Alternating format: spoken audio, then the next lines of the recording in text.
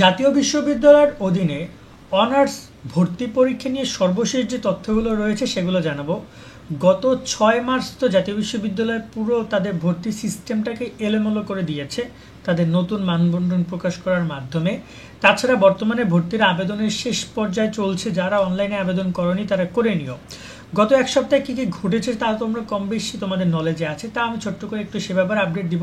সামনে কিছু গুরুত্বপূর্ণ আপডেটও রয়েছে। বর্তমানে যদি একটু আবেদন নিয়ে কথা বলতে চাই, যারা অনলাইন ইতিমধ্যে আবেদন করেছো তারা ইতিমধ্যে পড়াশোনা শুরু করেছো, পড়াশোনা করে আপাতত তোমাদের কোনো কাজ নাই। তবে অনলাইনে আবেদন করার 3টা ধাপ অবশ্যই সম্পন্ন করবে। এক হচ্ছে ফর্ম জমা দেওয়া, 2 হচ্ছে তোমার টাকা জমা দেওয়া, 3 হচ্ছে কলেজ থেকে কনফার্মেশন মেসেজ আসা। এগুলো যদি ক্লিয়ার থাকে দেন তুমি রিল্যাক্স থাকো, কোনো প্যারা নাই। আর 20 তারিখ পর্যন্ত অনলাইন আবেদন চলবে, 22 তারিখ পর্যন্ত টাকা জমা দেওয়া লাস্ট ডেট। এরপরে আর মনে হয় না জাতীয় বিশ্ববিদ্যালয়ের সময় বৃদ্ধি করবে, কারণ এরপরেই মূলত তারা প্রশ্নপত্র তৈরি এবং পরীক্ষা প্রস্তুতির ব্যাপারে আগাবে। মনে রাখবা জাতীয় বিশ্ববিদ্যালয় সবচেয়ে বড় একটা ভর্তি পরীক্ষা আয়োজন করতে যাচ্ছে বাংলাদেশের ইতিহাসে, কেননা এত বড় অনেক স্টুডেন্ট একসাথে ভর্তি পরীক্ষা অংশগ্রহণ করবে জাতীয় বিশ্ববিদ্যালয়ের অধীনে। এবার আসে একটা গুরুত্বপূর্ণ বিষয় নিয়ে কথা বলতে, সেটা হচ্ছে মানবন্টন। মানবন্টন নিয়ে এখনও অনেক কনফিউশন তৈরি হয়েছে, অনেকেই বলতেছে ভাই কী হবে বুঝতেছি না। তাদেরকে আমরা তোমাদেরকে জানিয়ে রাখতে চাই, মানবন্টনের ব্যাপারটা শিক্ষা মন্ত্রণালয় থেকে জাতীয় বিশ্ববিদ্যালয় থেকে যেভাবে সুস্পষ্ট করেছে তাতে মনে হচ্ছে তারা আরও একবার কনফার্মেশন দিবে কোনো না কোনো নোটিশের মাধ্যমে যে কোন বিষয়ে কত মার্কে তারা পরীক্ষা নেবে, যেহেতু এখনও প্রায় 1-1.5 মাস পরীক্ষা বাকি আছে। সো তোমরা তোমাদের যেভাবে মানবন্টন এর আগেও পড়ছিল সেভাবেই পড়াশুনো করে যাও। তুমি তোমার মানবিকের শিক্ষার্থীরা যে কোনো 4টা সাবজেক্টের প্রিপারেশন নাও, সায়েন্সের শিক্ষার্থীরা 3টে সাবজেক্টের উপর প্রিপারেশন নাও, ব্যবসা শিক্ষার্থীরা তোমাদের ব্যবসার নীতি এবং হিসাব বিজ্ঞানের উপর প্রিপারেশন নিতে থাকো। গ্রুপ সাবজেক্টের ক্ষেত্রে তোমাদেরকে প্রিপারেশন যেভাবে নেওয়ার সেভাবে নাও, তবে সাধারণ জ্ঞানটা একটু বেশি বেশি করে পড়বা, কারণ সাধারণ জ্ঞানে টোটাল 20 মার্ক তারা ইনক্লুড করেছে, যেটা অনেক। ওকে, সেই বিষয়টার প্রতি খেয়াল রাখবে তোমরা। এবং মানবন্টন হয়তো তারা আরও খুব দ্রুত একটা সুস্পষ্ট বিবৃতি দিতে পারে, নোটিশ দিতে পারে।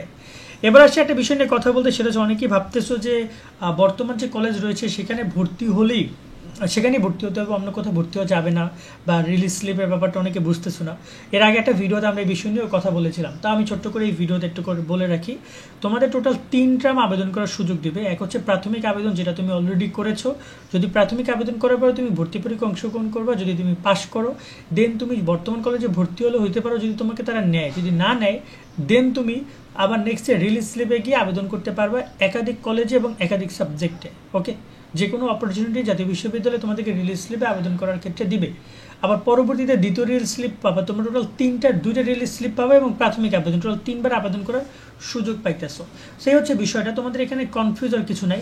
এই জায়গায় তোমাদের অবস্থানটা কী হতে পারে, তোমরা কি করতে পারো, এমন প্রশ্নটা করলে আমি বলবো তোমাদের আপাতত পড়াশোনার কোনো বিকল্প নাই। কেননা তোমরা যদি ভালো রেজাল্ট করতে পারো তাতে ভালো কলেজ, ভালো সাবজেক্ট তুমি আশা করতে পারো। মনে রাখবা, ভালো একটা কলেজ, ভালো একটা সাবজেক্ট তোমার পড়াশোনার যে একটা গতি থাকে, তোমার পড়াশোনার যে একটা মোটিভ থাকে, লক্ষ্য থাকে, গোল থাকে, সেটাকে অনেক সহজ করে দিবে, তোমার লাইফের জার্নিটাকে অনেক সহজ করে দিবে। তাই আমি বলবো ভালো একটা সাবজেক্টে, অনেকে বলতে পারো যে আমাদের অনেক সাবজেক্টে পড়লেই হয়। হ্যাঁ, তুমি যদি বিয়ে করে বাসায় চুপচাপ বসে থাকো, তোমার যদি পড়ালেখা কোনো সার্টিফিকেট কোনো দরকার না হয় নেক্সট টাইমে, দেন তুমি অফকোর্স যে কোনো সাবজেক্টে পড়ো। বাট আর নয়তো ভালো একটা সাবজেক্ট যেটা ফিউচার আছে, ভালো একটা কলেজ যেখানে পড়াশোনার মান ভালো, তেমন বিষয়গুলোর প্রতি মনোযোগ রাখতে পারো। ভর্তি পরীক্ষার পাস মার্ক নিয়ে অনেক কোশ্চেন করছিল যে ভাই ভর্তি পরীক্ষার পাস কি আলাদা আলাদা, এই কোশ্চেনটা আমাকে অনেকেই করছিল। আসলে এটা নিয়ে অ্যান্সার দেওয়ার তো কোনো কিছু নাই, কেননা ভর্তি পরীক্ষার পাস হচ্ছে 35, এখানে বাংলা ইংরেজি আলাদা আলাদা কোনো কিছুই না।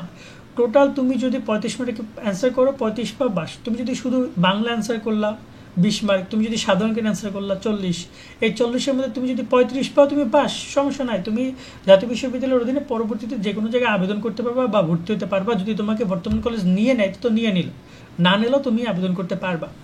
বাট একটা স্ট্যান্ডার্ড মান হিসাবে তোমাকে মোটামুটি যায় 60 থেকে 80 এরকম মার্ক রাখতে পারলে তুমি ভালো একটা কলেজ আশা করতে পারো। আশা করি তোমরা বিষয়গুলো বুঝেছো। দেন তোমাদের আরেকটা বিষয় নিয়ে একটু কথা বলতে চাই, শোনো। তোমাদের পরীক্ষা ব্যবস্থা নিয়ে বেশ কিছু পরিবর্তন হয়তো আসতে পারে, কেন তারা মানবন্টন পরিবর্তন করেছে। গত 10 বছর যেভাবে পরীক্ষা নিতে সেভাবে তোমাদের পরীক্ষাগুলো নিচ্ছে না, সেই পরিবর্তনটা তোমাদেরকে নিতে হবে এবং সেটা নেওয়ার জন্য মনমানসিকতা রেডি করে রাখো। প্রশ্নের ক্ষেত্রে কিছুটা পরিবর্তন আসতে পারে। সাধারণ জ্ঞানে যেহেতু বাংলাদেশি বিষয়বলি থেকে প্রশ্ন আসবে, সেক্ষেত্রে চেষ্টা করো সাধারণ জ্ঞান কারেন্ট অ্যাফেয়ার্সগুলো একটু ভালো করে পড়ার। এই যে নতুন একটা দল গঠন করেছে, এগুলো কিন্তু তোমাদের প্রশ্ন থাকবে। এগুলো নিয়ে যত এমসিকিউ টেমসিকিউ যা আছে সব দেখে নিও, কেমন? সকলে ভালো থাকবা, মনোযোগ দিয়ে পড়াশোনা করো। আল্লাহ হাফেজ।